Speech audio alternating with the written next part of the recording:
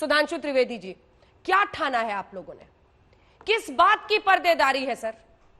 ऐसा क्या पर्दा डालने की कोशिश हो गई है कि मीडिया को आपने रोक दिया है? परिवार कह रहा है कि हम पर दबाव बनाया जा रहा है। इस मामले की गंभीरता को क्या आप समझते हैं सुधांशु त्रिवेदी जी? बलात्कार का मामला जिसमें डीएम का वीडियो है जो परिवार को धमका रहा है, कोर्ट ने संज्ञान लिया है इसका, हाई कोर्ट ने, लेकिन आप लोग इसकी गंभीरता नहीं समझ रहे। ये पर्देदारी क्यों है? अंजना जी, जो आपने बात कही है, इस दुर्दांत घटना की गंभीरता, उसकी सक्रियता और संवेदनशीलता, सरकार पूरी तरीके से तत्पर रही। आप ध्यान करिए, जैसे ही घटना आई सारे अभियुक्त पकड़ लिए गए। अगला चरण क्या होता है? न्याय सुनिश्चित किया जाए।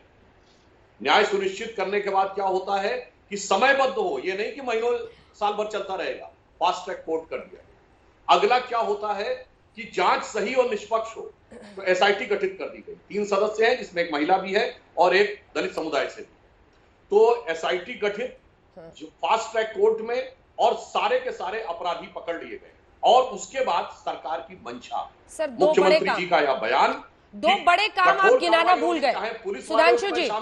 मैं आपको टोकती नहीं हूं, लेकिन आज सुनिए जरा, 2 बड़े काम जो आप लोगों ने किए वो बताना भूल गए, इसीलिए टोक कर बता रही हूं। एक, एडीजी सामने आए ये बताने के लिए और समझाने के लिए कि गैंगरेप तो हुआ ही नहीं, किसी रिपोर्ट में नहीं आया है। चलिए ग्राफिक्स के जरिए हम आपको दिखाते हैं कि रेप का मामला कब आता है, कैसे आता है, कितने दिनों के अंदर स्वैब देना जरूरी होता है। अलीगढ़ में जब वो मेडिकल हॉस्पिटल में गई थी, वहां की रिपोर्ट दिखाने के लिए बैठ गए, सफदरजंग की बात करने लगे और ये समझाने लगे सबको कि गैंगरेप तो हुआ ही नहीं है। अब आप ही मुझे बता दीजिए सुधांशु जी, मैंने कल्पना नहीं की थी कि ये सवाल मुझे आपसे पूछना पड़ेगा, लेकिन आज मैं पूछ रही हूं। तो क्या वो 3 से 4 लोग, एक सेकंड सर, ये देखिए हाथरस केस में जो लापरवाही है वो हम आपको बता रहे हैं कि 3 दिनों के बाद स्वैब का कोई फायदा नहीं होता है। 8 दिनों बाद लिए गए नमूने जो हुआ है, 3 दिन के बाद स्वैब का कोई फायदा नहीं होता है। और वो आपके एडीजी आकर सबसे बड़ी अपनी पीठ थपथपाने के लिए कि रेप तो हुआ ही नहीं है, ये साबित करने में। आप मुझे बताइए सर, वो 3 से 4 जो भी चारों आरोपी पकड़े गए हैं, वो क्या उसकी गले की हड्डी तोड़ने के लिए उसको खेत में ले गए थे? क्या था फिर ये? बिना हत्या के भी वो चले गए, हत्या करने के लिए ले गए थे? किस चीज के लिए ले गए थे सर, बता दीजिए। अंजना जी, जो आपने सवाल किया हो बिल्कुल जायज है, इसलिए एडीजी के बयान का तब तक कोई मतलब नहीं है जब तक एसआईटी के द्वारा उस चीज की पुष्टि नहीं हो। क्यों दे रहे हैं? एसआईटी इस विषय किसी की बच्ची के साथ अगर बलात्कार होता है तो किसी के भी बयान है ना सर, वो पुलिस के पास जाता है ना।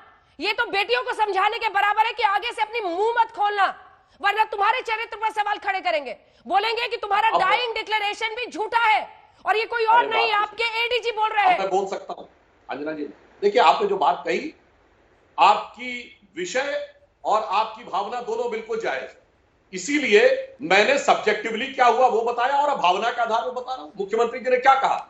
कठोर दंड मिलेगा, चाहे अधिकारी हो या पुलिस का व्यक्ति हो, और वो ऐसा नजीर बनेगा। ये वो सरकार नहीं है, बात नहीं करूंगी सुधांशु जी, बात मेरी पूरी होने दीजिए। नहीं, एडीजी से नीचे बात नहीं करूंगी। एडीजी ने क्यों कहा कि पीड़िता का डाइंग डिक्लेरेशन झूठा था? और उसके बाद उसे फांसी लगानी पड़ती है, और उसके बाद सरकार का मुखिया कहता है लड़कों से गलती हो जाती है। तो क्या करे सर? नहीं है, तो आप ये वो सरकार नहीं है जहां बुलंदशहर रेप होता है और आजम खां कहते हैं तो नाटक है, और उसके बाद जो हाई कोर्ट कहता है अनकंडीशनल माफी मांगो, तो माफी मांगनी पड़ती है। यहां मुख्यमंत्री जी ने कहा है एसआईटी भी है, फास्ट ट्रैक कोर्ट भी है, और ऐसी सजा मिलेगी जो नजीर बनेगी। एडीजी ने क्यों बोला? बिल्कुल स्पष्ट है। और एडीजी ने क्यों बोला सर? मेरे सवाल का जवाब दीजिए। मुलायम सिंह यादव से अगर सवाल करना होगा तो मैं पूछूंगी अनुराग भदौरिया से। एडीजी ने प्रेस कॉन्फ्रेंस करके क्यों सबको बताया कि गैंगरेप नहीं हुआ है? क्या कार्रवाई करेंगे आप एडीजी के खिलाफ? पड़ेगा ना। पीड़िता का डाइंग डिक्लेरेशन को झूठा साबित करने में क्यों लग गए हैं सर? पीड़िता का डाइंग डिक्लेरेशन झूठा क्यों साबित करने में लग गए हैं? 3 दिन से सुन रही हूं, मेडिकल रिपोर्ट में नहीं आया, एफएसएल रिपोर्ट में नहीं आया। आप मुझे बता दीजिए कि चारों आरोपी क्या लेके गए थे, क्यों लेके गए थे उस 19 साल की बच्ची को वहां पर? अंजना जी, क्या हुआ था उसके साथ? अफवाहों से किसी की जान नहीं चली जाती है सर, आप भी जानते हैं। आपकी बात बिल्कुल सही है। जो परिस्थितिजन्य साक्ष्य है वो केवल ये नहीं कहते कि वो कहे कि जैसे एक बताया जा रहा है कि केवल मेरे ऊपर एक हत्या का प्रयास किया गया था और उसके बाद ये हो गया, ये संतोषजनक कतई नहीं था। इसीलिए तो एसआईटी गठित की गई है और उसको टाइम बाउंड रिपोर्ट देनी, और इसका जवाब एडीजी को एसआईटी में देना पड़ेगा।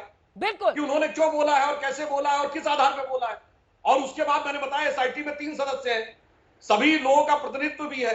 उसके बाद दूध का दूध पानी का पानी होगा और ये होने के बाद उस पर वही प्रभावी कार्रवाई होगी जो मुख्यमंत्री जी ने आज अभिव्यक्त किया।